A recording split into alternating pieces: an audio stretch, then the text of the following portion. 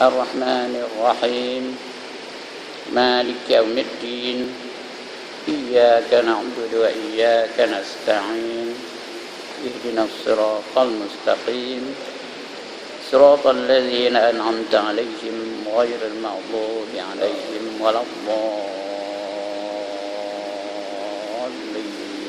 آمين.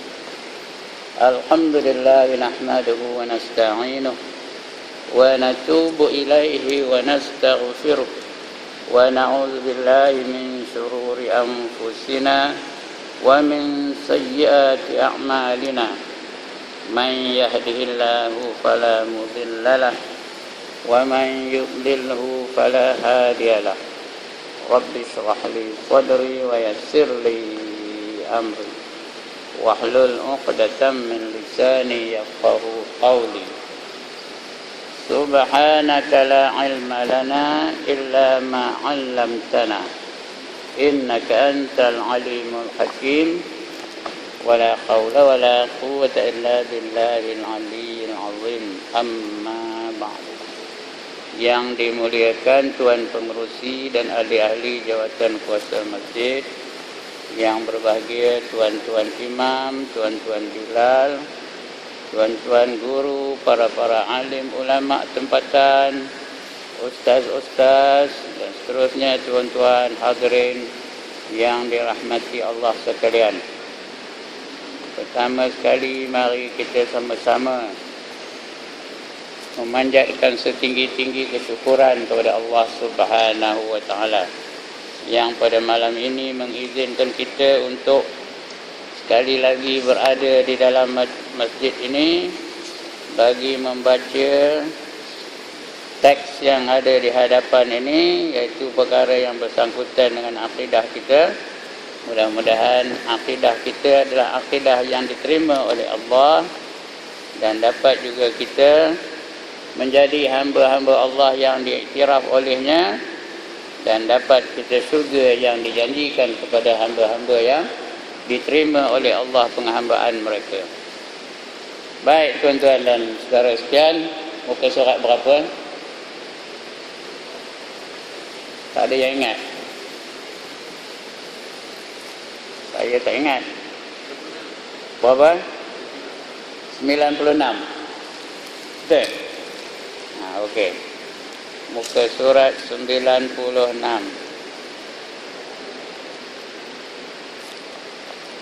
Oh betul, 17 bulan 12 tadi. Muka surat 96, iaitu tajuknya beriman kepada apa? Beriman kepada malaikat.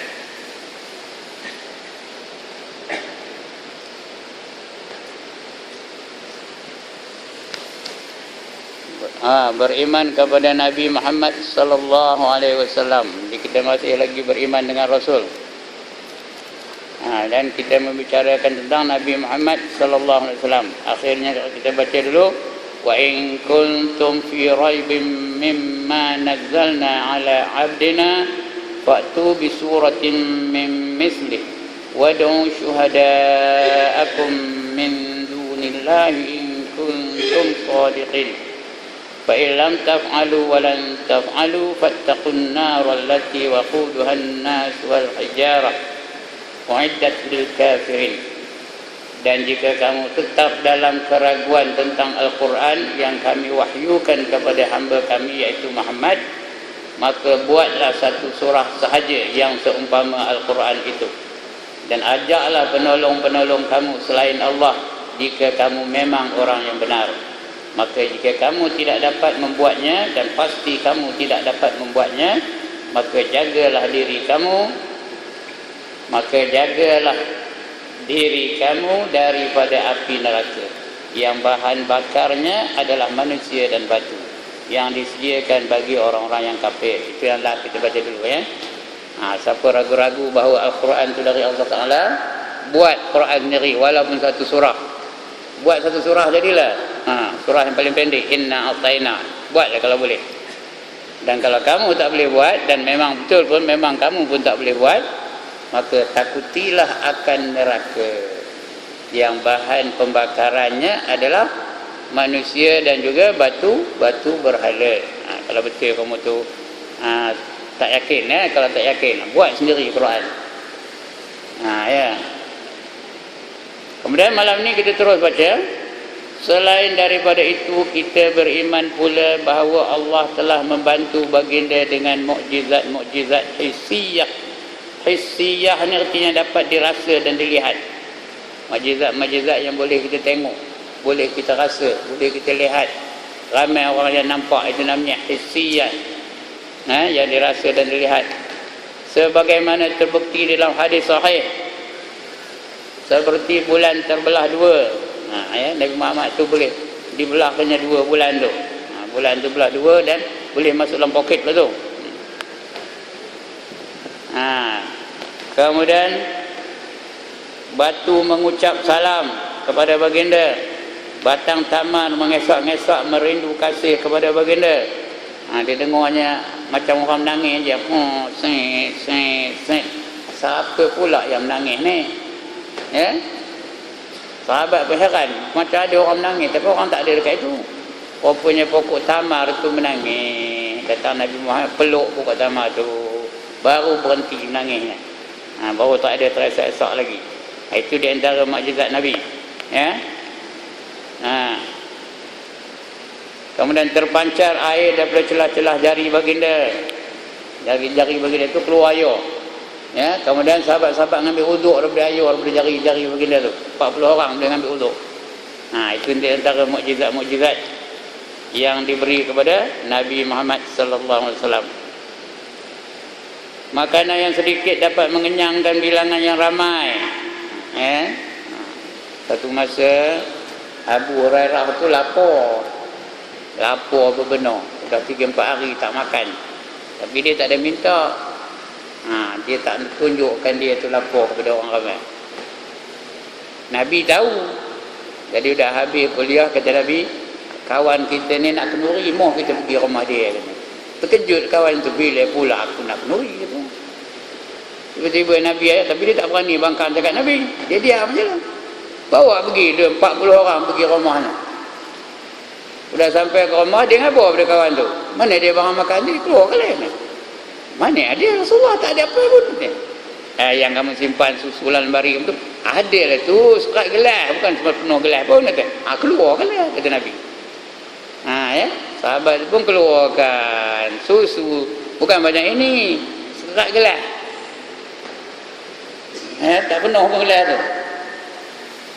Maka Nabi perintahkan semua sahabat-sahabat minum susu tu bergilir-gilir. Seorang. Abu Hurairah ni second last. Tahu second last? Bukan last, second last. Nabi Muhammad yang last. Jadi minumlah seorang, minum gong sepuas-puasnya. Tengok-tengok ada lagi, tak habis. Bagi pada seorang lagi, minum lagi gong sepuas-puasnya. Bagi pula seorang lagi, begitulah video seorang. Tak habis-habis susu tu. Sudahnya dapat Abu Hurairah yang dah lapar 4-5 hari tak makan tu, dah bulur tu.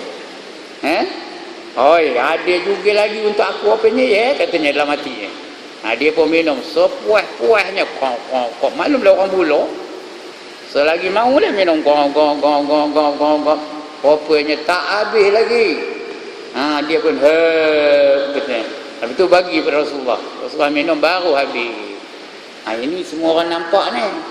Hadis ini hadis mutawatir, tak boleh nak disangkalkan. Kerana sahabat-sahabat semuanya nampak. Itu di antara mukjizat Nabi Muhammad sallallahu alaihi wasallam.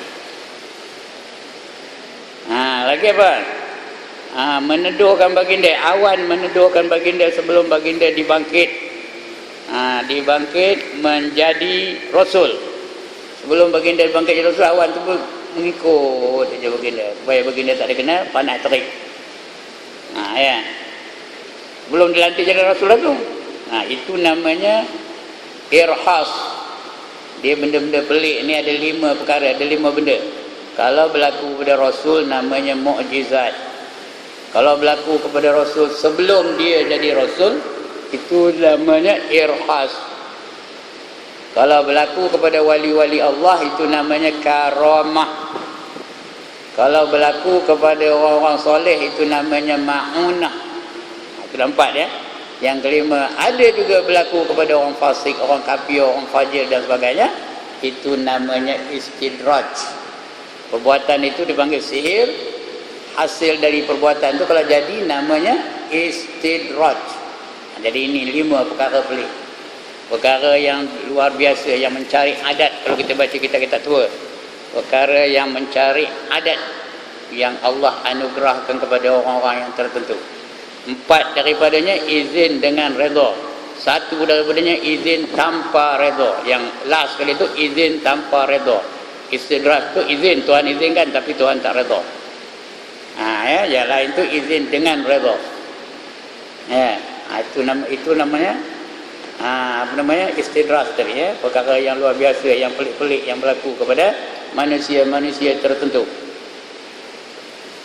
Baik, lagi apa? Makanan yang cukup, lagi bilangan yang ramai boleh makan, walaupun makanan itu sedikit, mengenyangkan bilangan yang ramai. Lagi awan yang menedurkan baginda sebelum baginda dibangkit menjadi Rasul. Kambing yang dipanggang bersyahadah, kambing itu dipanggang, dia mengucap 2 kalimah syahadah, bersaksi di hadapan baginda. Apa yang berlaku kepada Abu Jahal ketika hendak menghempas batu ke atas baginda. Abu Jahal ambil batu besar dan hempuknya Nabi itu dengan batu besar. Ya, tiba-tiba Abu Jahal nampak seolah-olah seekor unta menerokam dia, padahal tak ada pun. Dia nampak seolah-olah unta tu sedang menerokam dia. Maka dia pun terjatuh, langsung tak dapat nampak Nabi ya. Kambing Ummu Ma'bad mengeluarkan susu. Ada tu kambing kepunyaan Ummu Ma'bad. Dia mengeluarkan susu ketika baginda menyapu pada labu susunya dengan tangan baginda. Dia sapu je tangan pada labu susu kambing tu.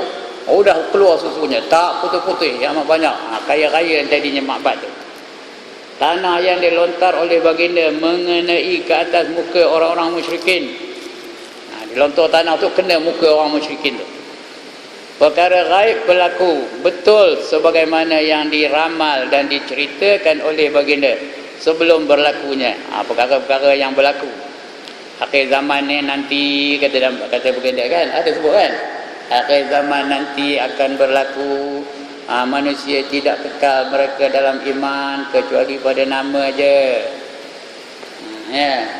Nama sedap Ibrahim, nama Rasul, nama Nabi, perangai macam Abraham. Sudah berlaku ke belum? Sudah berlaku ke belum? Nama sedap, nama Nabi, nama Rasul, seperti nama-nama lah, nama elok namanya Ismail, tapi perangai macam tak tahulah Ismail dan sebagainya.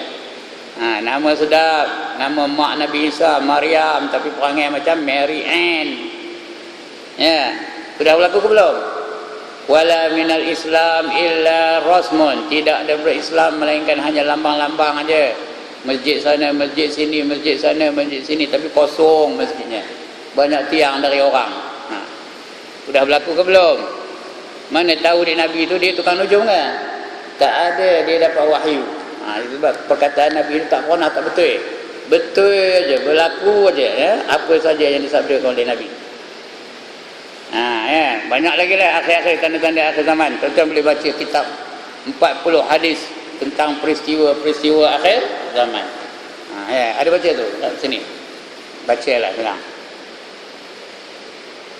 Itu dia perkara-perkara yang berlaku pada Nabi ni Kemudian itu tentang perkara gaib sebagaimana yang diramal dan diceritakan oleh baginda sebelum berlakunya. Allah memperkenankan doa baginda dan menjaga baginda daripada terbunuh dan lain-lain lagi sebagaimana yang disebut dalam kitab-kitab sirah dan kitab-kitab hadis. Bacalah sirah Nabi, sejarah Nabi, riwayat hidup Nabi. Ada banyak dalam kitab-kitabnya. Imam Bukhari mengasingkan hal mukjizat ini dalam satu tajuk khas yang diberi bab alamat an-nubuwah. Bab alamatun nubuwah. Itu Bukhari ni, perawi hadis, dia ada satu kitabnya, menceritakan tentang alamat-alamat kenabian Nabi Muhammad yang tak boleh disangkal. Di antaranya mukjizat-mukjizat lah. Imam Muslim pula mengasingkannya dengan nama bab mukjizat Ar-Rasul. Ada kitab dikarang oleh Imam Muslim, Mukjizatur Rasul, mukjizat Rasul-Rasul. Dan ulama-ulama melain buku yang lain menulis buku mukjizat baginda Rasulullah seperti Dalailul Nubuwah. Dalailul Nubuwah artinya dalil-dalil kenabian, karangan Abu Naim Al-Asfahani. Buku Al-Alamul Nabawah, Al-Alamul Nabawah karangan Abi Al-Hasan Al-Mawardi. Buku Dalailul Nubuwah karangan Al-Baihlaqi, dan buku Al-Wafa Biyah Wali Mustafa karangan Ibni Al-Jauzi. Banyak buku-buku yang menceritakan tentang mukjizat nabi-nabi, membuktikan bahawa nabi itu memang nabi itu memang rasul, ada mukjizat-mukjizat, macam Nabi Ibrahim dibakar tak angoi. Lagi nabi apa lagi? Nabi Isa sapu wajah mata orang buta tu dah telik, disapunya lutut orang lumpuh tu dah boleh berjalan. Itu mukjizat namanya. Nabi Musa empuk batu tu keluar air terpancut, air tu 12 mata air terpancut. Empuk air tu, empuk laut dengan tongkat, apa jadi? Sudah jadi highway, dah jadi jambatan menyeberangi Laut Merah. Itu namanya mukjizat. Tapi yang paling besar mukjizat yang Allah anugerahkan kepada Nabi Muhammad sallallahu alaihi wasallam. Berhubungan dengan mukjizat hissiyah ini bagi Rasulullah sallallahu alaihi wasallam tersebut di dalam beberapa hadis. Di antaranya ada hadis yang mutawatir. Mutawatir ni artinya dia ada kumpulan-kumpulan manusia yang meriwayatkannya serupa aja. Satu kumpulan ni 5-6 orang dia riwayat benda itu juga. Kemudian satu kumpulan yang sana meriwayatkan yang itu juga. Kemudian kumpulan ada 4-5 kumpulan. Dia meriwayatkan hadis itu seperti mana, seperti itulah. Satu pun tak ada yang bercanggah. Itu namanya mutawatir. Hadis yang paling tinggi nilainya ialah hadis mutawatir. Lebih bawah mutawatir tu baru hadis sahih. Cuma mutawatir ni tak banyak, sikit aja. Yang banyaknya hadis sahih. Tetapi kebanyakannya hadis masyhur. Walau mutawatir tapi masyhur. Namun demikian pada keseluruhannya meyakinkan tentang berlakunya mukjizat itu dan kebenaran Rasulullah sallallahu alaihi wasallam. Kesimpulannya kita tak dapat sangkal, tak dapat tolak tentang mukjizat itu memang pernah berlaku. Kita kena terima mukjizat itu, wajib kita menerima mukjizat itu. Kerana kita belajar akidah ni, kalau tak percayakan mukjizat Rasul, tak sah akidahnya. Begitu juga kita beriman bahawa Allah telah membantu baginda dengan hujah-hujah yang nyata dan dalil-dalil yang terang di mana terbukti kepada kepribadian baginda. Kita beriman bahawa Allah telah mengurniakan baginda bentuk tubuh badan dan rupa paras yang meyakinkan orang yang memerhati bahawa itu adalah tanda-tanda kenabian dan kebenaran baginda. Itu sebab Allah jadikan Nabi Muhammad itu sifatnya cukup baik, paling sempurna. Digambarkan dalam surah Berzanji itu katanya apa? Akmalan nas. Ada pernah dengar dah perkataan akmalan nas? Kalau siapa kaki-kaki marhaban yang baca Berzanji itu dia akan jumpa wa kana sallallahu alaihi wasallam akmalan nas zazatin wa khuluqin wa sifatin saniyah. Dalam surah Janji tu ada digambarkan baginda ni rupa parasnya sempurna, akhlaknya sempurna, iaitu akhlak Al-Quran. Begitu juga sifat-sifatnya semua sempurna, tak ada cacat celanya Nabi ni.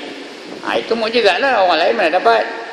Dan dia ada sakit, tapi sakitnya tidak membawa kepada berkurangnya martabat kenabiannya tu. Tak ada pula di stroke lah, kena stroke tu sampai erot bibir tu, tak ada. Nabi tak ada begitu ya. Ada kan Nabi? Kena stroke tu harap ya cakap betul kan? Mana ada orang nak ikut kalau begitu? Jadi dia tak ada kena penyakit-penyakit yang boleh apa? Boleh menjatuhkan martabat kenabiannya. Ya. Begitulah Allah pelihara nabinya. Ya, iaitu Nabi Muhammad dipelihara daripada segala perkara-perkara yang boleh merosakkan dia. Ya, itulah tanda-tanda kenabian dan kebenaran baginda. Berkata Hasan bin Sabit, ini seorang sahabat namanya Hasan bin Sabit, dalam syairnya, andainya tidak ada baginda tanda-tanda yang lain, kalau tak ada tanda-tanda yang lain, kecergasan dan kebijaksanaan baginda melambangkan kenabiannya. Kalau tak ada yang lain, cukuplah kecergasan baginda dan juga kebijaksanaan baginda. Tengok baginda boleh menyelesaikan masalah yang orang lain tak boleh selesaikan.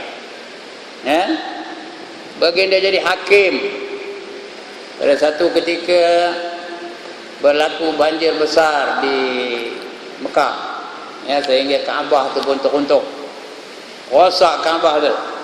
Maka dia ada upacara baik pulih Kaabah.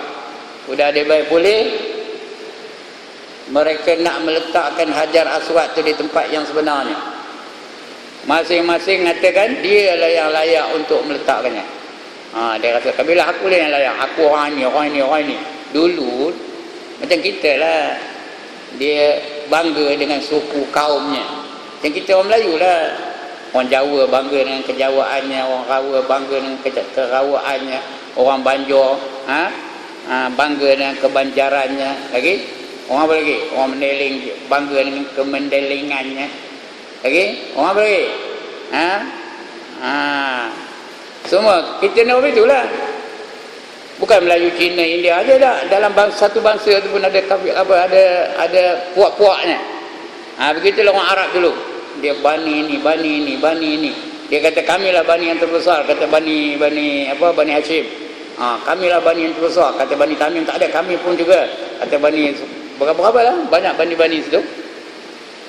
Sampai nak bergaduh, nak mula pedang lah. Tiba-tiba masuk Rasulullah sallallahu alaihi wasallam. Masa itu belum jadi nabi lagi. Dia masih orang muda lagi. Ya. Belum lagi dilantik menjadi rasul. Bila masuk aja dia dah terkenal dengan kebijaksanaannya. Kata dia, ini dia Al-Amin, dia mesti boleh selesaikan masalah kita, kata. Dia mau pergi jumpa dengan dia. Apa masalahnya? Kata, kabar dia malah. Masing-masing berebut nak meletakkan Hajar Aswad ke tempatnya. Dia rasa dia yang paling layak, bangsa dia yang paling layak, puak dia yang paling layak, orang lain tak layak. Nabi senang aja dia menyelesaikan masalah orang tu. Dia ambilnya sorbannya, dia pakai sorban pada ketika itu. Dia ambilnya sorban tu, dia bentangnya sorban tu. Lepas itu dia letaknya Hajar Aswad di tengah-tengah. Itu panggil wakil-wakil kaum-kaum, kabilah-kabilah yang ramai tu, pegang bucu seorang satu, seorang sebucu. Bila dia bilang angkat, dia pun angkat dalam ramai. Ya udah angkat orang ramai, Nabi pegang bawah apa tu? Bawah sorban tu, dia pegangnya Hajar Aswad tu, dia sendiri meletakkan itu. Jadi bermakna masing-masing ada peranan. Masing-masing ada peranan. Ada kerja situ, ada bahagiannya di situ. Jadi puas hati belaka. Begitulah baginda menyelesaikan masalah. Tidak udah nak bergaduh, udah nak berperang, ya, udah meluarkan pedang. Tapi dengan kebijaksanaan baginda selesai masalah tanpa menumpahkan walaupun setitik darah. Itu kehebatan, itu mukjizat tu. Bukan semua orang ada kepandaian macam Nabi tu. Ya.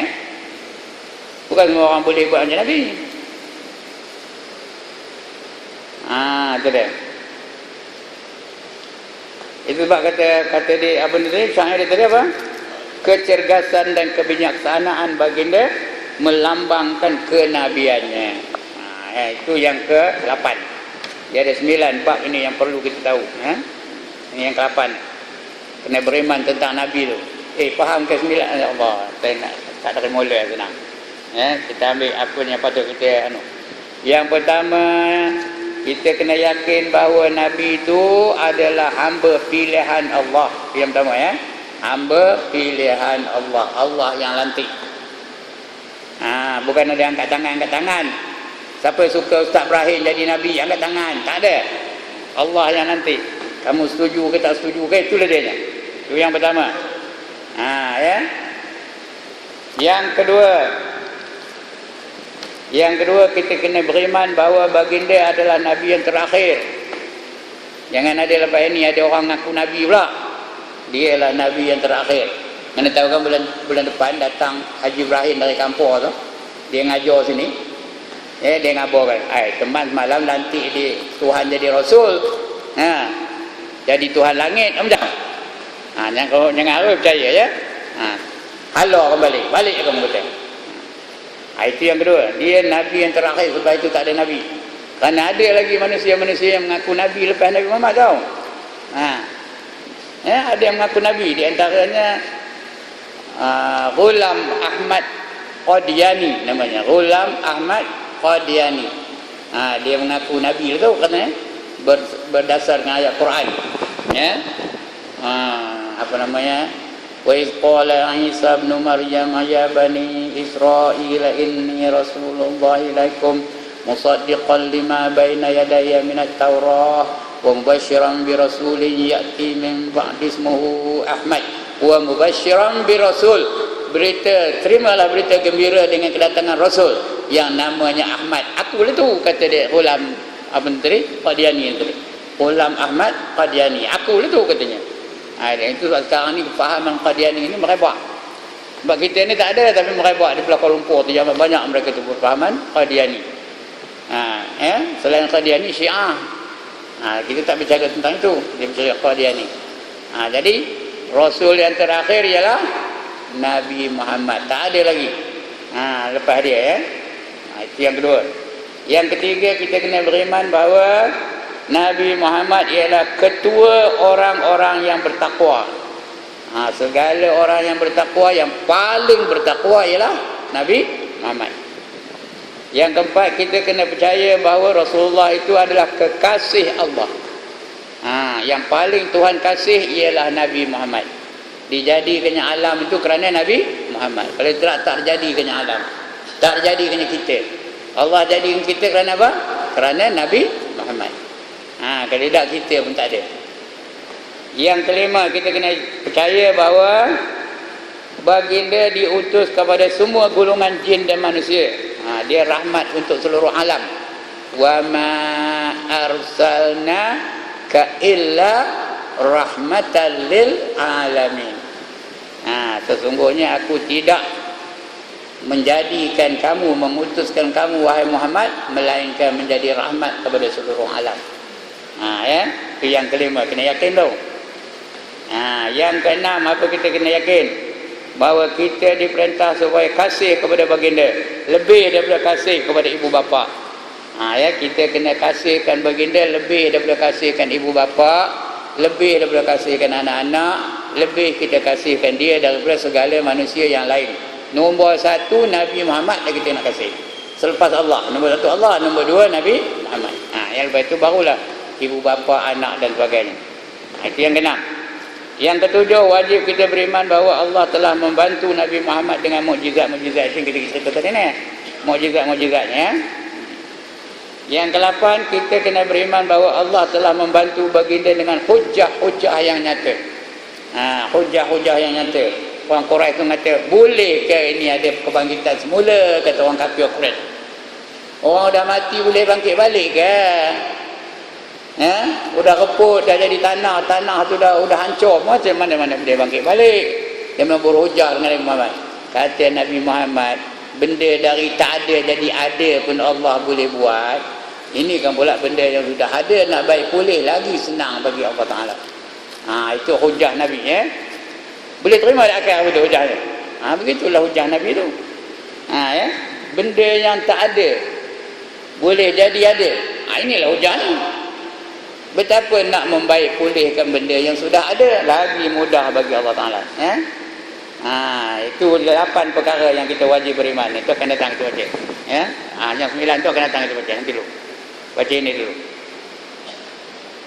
Berhubung dengan mukjizat hissiyah bagi Rasulullah sallallahu alaihi wasallam tersebut dalam beberapa hadis, di antaranya ada hadis yang mutawatir, tetapi kebanyakannya hadis masyhur. Namun demikian pada keseluruhannya meyakinkan tentang berlakunya mukjizat itu dan kebenaran Rasulullah sallallahu alaihi wasallam. Itu yang ke-7 tadi. Yang ke-8 ni, begitu juga kita beriman bahawa Allah telah membantu baginda dengan hujah-hujah yang nyata dan dalil-dalil yang terang, di mana terbukti kepada kepribadian baginda. Kita beriman bahawa Allah telah mengurniakan baginda bentuk tubuh badan. Tubuh badan baginda itu dan rupa paras yang meyakinkan orang. Orang tengok Nabi itu pun bila dia bercakap orang yakin lah. Bukan orang tengok saya. Kalau orang tengok saya bercakap tak ada orang yakin pun. Moh lah ikut aku. Siapa tak kan? Moh lah ikut aku. Ada orang kan? Tak ada. Tapi kalau Nabi bercakap, semua orang.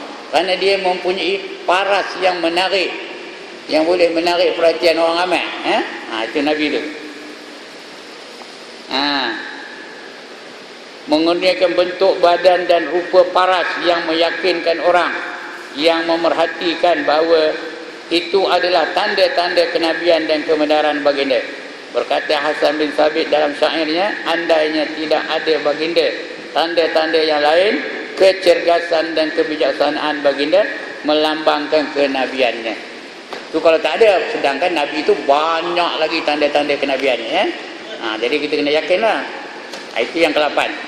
Yang ke-9, kita terpaksa beriman, mesti beriman, wajib beriman bahawa Allah telah mengurniakan baginda semua akhlak yang terkandung di dalam Al-Quran.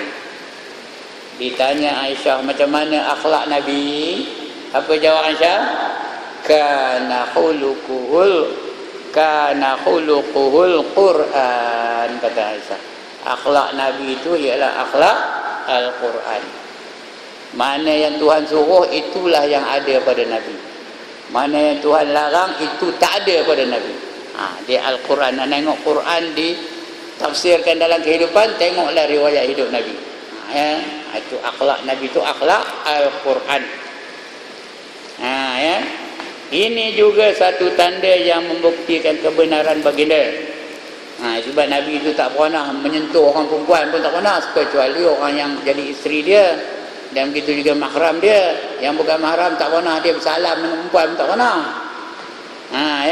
Tak pernah bersalam pun. Usahakan megang, peluk, cium, salam pun tak ada. Kita hari ni ramai ada orang salam dengan orang bukan mahram. Pernah saya tengok baru lepas pertandingan Al-Quran, baru lepas menang Quran tu, bersalam dia antara qori dan qori'ah tu. Ya Allah. Sedangkan yang dia membuat tu baru lepas baca Quran. Tapi Nabi tak pernah begitu. Ini juga satu tanda yang membuktikan kebenaran baginda dan pertolongan Allah kepada baginda. Sepanjang sejarah hidup baginda, tidak ada seorang pun pernah mendengar daripada baginda percakapan dusta.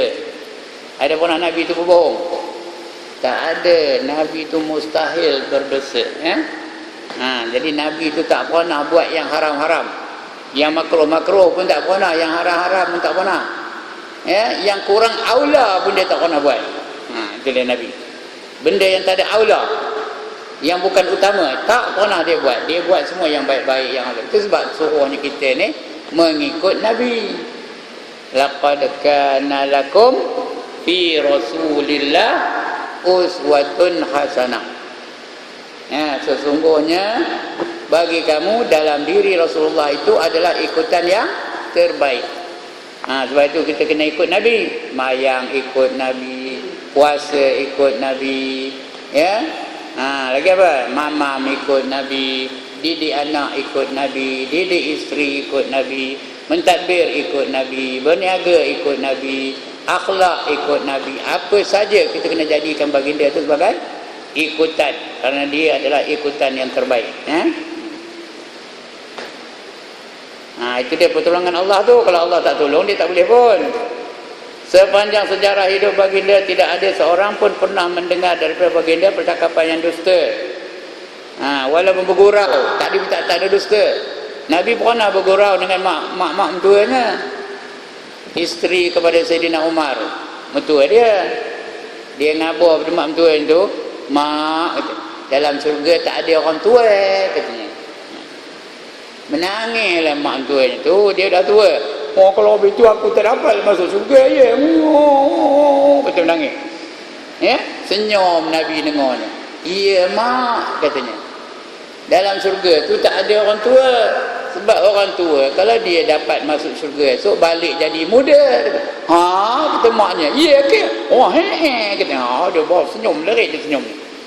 Jadi maknanya dalam gurauan pun Nabi bercakap yang benar. Tak pernah nipu-nipu. Jangan ikut orang putih. Orang putih ada satu hari, itu hari nipu je. Siapa tahu? Dia satu hari kerjanya nak nipu je. Kaya apa? Ya Allah, tak tahu nama.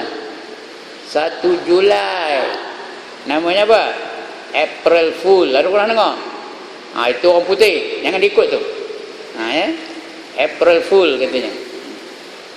Dalam Islam, jangan berbohong. Berdusta tu dapat neraka wail dia. Wailul lil mukazzibin, kata Allah Ta'ala dalam Quran. Neraka wail bagi orang-orang yang suka berdusta. Tapi Nabi tak pernah dalam urusan agama atau urusan dunia tak pernah dusta. Nabi itu cakap benar. Benar pada percakapan, benar pada perbuatan, benar pada akidah, benar pada ibadah, benar pada akhlak. Segala-galanya benar. Sama ada sebelum atau selepas kebangkitan menjadi Rasul. Masa belum menjadi Rasul pun tak pernah dia cakap bohong. Andainya pernah terlanjur daripada baginda percakapan dusta, walaupun sekali, sudah tentu musuh-musuhnya mengambil peluang ini menuduh dan menuduh baginda. Menuduh dan menguduh. Menguduh tu mengumpat baginda lah ya. Tak pernah cakap bohong. Kalau ada sekali je Nabi cakap bohong macam mana? Oh, Nabi pun ada cakap bohong. Tengok ketika anu-anu tu. Dia jadi hujah bagi kita. Tapi ini tak pernah. Apa nak dihujahkan? Baginda tidak pernah melakukan perbuatan keji. Benda berdosa tak pernah dia buat. Zina tak pernah buat. Main judi tak pernah buat. Minum arak tak pernah buat. Ya, walaupun zaman itu orang minum arak tak tahu nak ngabur kan. Sebelum Islam. Ya. Sahabat-sahabat pun minum arak. Sebelum udah masuk Islam tu, minum arak tu. Sehingga turun ayat wala taqrabus salata wa antum sukara. Ya? Jangan kamu hampir dengan sembahyang kalau kamu dalam keadaan mabuk. Kerana sahabat dulu mabuk. Patut baca qul ya ayyuhal kafirun la a'budu ma ta'budun. Dia baca apa? Qul ya ayyuhal kafirun a'budu ma ta'budun. Wahai orang-orang kafir, aku hendak nyembah apa yang kamu nak sembah. Tak ada la-nya tak ada. Kalau la tu maksudnya tidak aku sekali-kali menyembah apa yang kamu sembah. Ini dah tak ada la. A'budu ma ta'budun katanya. Itu yang turun ayat tu. La taqrabus salata wa antum usara. Jangan kamu hampir dengan sembahyang kalau kamu dalam keadaan mabuk. Rasul tak pernah mabuk-mabuk ya, tak pernah minum pun. Arak tak pernah minum. Atau perbuatan yang meliarkan hati manusia sebelum dia bangkit menjadi Rasul. Tak pernah pula naik Rasul tu menari, tak ada. Zaman itu menari bukan main hebat, tahu tak? Zaman Rasul tu baru-baru Islam di Mekah tu, dia menari tarian apa? Ya Allah, tahu nak wayang ke? Dia menari tarian apa? Tarian gelek. Tahu gelek? Ingat tu kalau pusing tarian gelek. Tapi Nabi tak pernah dia menari tarian gelek. Nengok pun tak pernah. Jadi perbuatan yang meliarkan hati manusia sebelum dibangkit menjadi Rasul. Dan selepasnya baginda sangat berani, tidak pernah lari daripada mana-mana musuh, sekalipun dalam keadaan yang sangat cemas dan takut, sebagaimana ternyata semasa berlakunya peperangan Uhud. Masa perang Uhud tu cemas tak habis orang Islam tahu. Lari lintang pukang, tapi Nabi tak lari. Tahu ke perang Uhud? Perang Uhud ni peperangan di mana masa itu Khalid ibn Walid kafir lagi. Rasulullah sudah perintahkan kepada sahabat yang menjaga bukit tu, dia pemanah baginda, dia kata kamu jangan tinggalkan pos kamu ni, jangan tinggalkan. Apa pun berlaku, kamu jangan tinggalkan tempat kamu kawal betul tempat ini. Iyalah Rasulullah kata dia. Tu tengah perang tu, menang tentera Islam. Bila menang tentera Islam, kamu pun boleh mengojiakan harta rampasan. Udah mengambil harta rampasan. Yang berjaga, pemanah yang berjaga tu tengok, jelas sudah mah. Dia aja dapat harta kepada kita ni, apa tak apa ni, apa hal ni? Dia pun turun daripada bukit tu. Turun daripada bukit tu, tak ada jaga lagi dah, tak ada mengawal lagi tempat patut dikawal tu. Bila berlaku apa itu, Khalid ibn Walid mengambil kesempatan menyerang dari bukit tu. Sudah tak ada orang jaga, menyerang dari situ. Maka kocar-kacirlah tentera Islam. Tapi Nabi tak lari. Masih dia menyusun barisan, memberi arahan, akhirnya menang juga tentera Islam di bawah kepimpinan Nabi. Itu hebatnya Nabi tau. Kalau tidak ada kocar-kacir tu perang Uhud. Begitu juga perang Ahzab. Perang Ahzab ni perang Khandaq, di mana tentera-tentera kufar tu dah mengepung Madinah tu. Tentera Islam dah tak boleh keluar, masuk pun tak boleh, keluar pun tak boleh. Barang-barang keperluan semua dah disekat, tak boleh keluar, tak boleh masuk. Udah lapor dah mak. Tentera-tentera tu lapor sampai mereka ngadu kepada Nabi, bila datang bantuan Allah ni, diam, Nabi tak boleh cakap. Akhirnya dia menampak Nabi tu buka baju, tengoknya Nabi tu di perutnya terikat batu. Bermakna Nabi pun lapor juga sama dema. Bukan dema aja lapor, Nabi pun lapor. Perutnya terikat dengan batu. Nak nahan lapor tu ni akhirnya Allah datangkan bantuan. Angin ribut yang kuat sehingga lari lentang pukang tentera-tentera kufar itu. Tapi baginda tak lari pun Baginda sangat kasihan belas kepada umatnya. Hingga Allah mengingatkan baginda supaya jangan keterlaluan. Sayang benar dia kan umatnya tu. Sehingga Allah Sehingga Allah ingatkan dia jangan berlebih-lebihannya. Fala tazhab nafsuka alaihim hasarat, kata Allah. Maka janganlah diri kamu tu binasa kerana kesedihan terhadap mereka yang menjadi umatnya. Dia tak nak dengar cakap kamu, biar kalau Tuhan dia. Jangan kamu pula binasa dengan sebab keingkaran mereka. Jangan kamu pula binasa dengan sebab mereka itu tak nak beriman dengan Allah, tak nak menerima kamu sebagai Rasul. Biarkan je lah, lantaklah Allah ingatkan Nabi. Sedangkan Nabi itu sentiasa prihatin terhadap umatnya, kesian dengan umatnya, kasih dia kan umatnya. Tuan-tuan, ada satu peristiwa ketika Nabi nak mati. Ketika Nabi nak wafat, masa itu sedang sakaratul maut, dengan sakit yang amat sangat. Nanti kejap, tak lalu melawan ni. Nanti habis dulu. Dah. Ketika sakit yang amat sangat tu, berpeluh-peluh baginda menahan sakit sakaratul maut. Menangis anaknya Fatimah melihat ayahnya apa itu. Berpeluh-peluh melihat menahannya. Tapi Nabi tak pernah pula minta diringankan sakaratul maut, tak ada. Apa kata Nabi? Dia ngapa dia minta merayu kepada Allah? Ya Allah, kata Nabi, kalau macam inilah dahsyatnya sakaratul maut, kamu himpunkan seluruh sakaratul maut umat-umat aku ni, biar aku seorang nanggungnya. Nampak? Dia mikirkan kita aja. Itulah kasihnya dia kepada kita. Dia tak mikirkan diri dia. Dia sanggup menahan sakaratul maut yang amat dahsyat tu, dan dia minta kepada Allah, himpunkan seluruh sakaratul maut umat aku dan biar aku seorang menanggungnya. Nampak? Tapi permohonan ini tak diterima oleh Nabi. Tak diterima oleh Allah, reject. Allah reject. Jadi tak adalah merasa. Esok kita kena merasa lah sakaratul maut. Ya, kalau tidak tengah elok duduk, mati. Tak ada sakit-sakit mati. Pasal Nabi Muhammad udah nanggung mana? Ya. Allah tak luluskan, tak mustajabkan doa Nabi ni ya. Kalau tidak ya tengah duduk apa ni, dah mati. Tengah makan, mati. Tengah tengok TV, mati. Fikir kau punya bahaya nanti ya.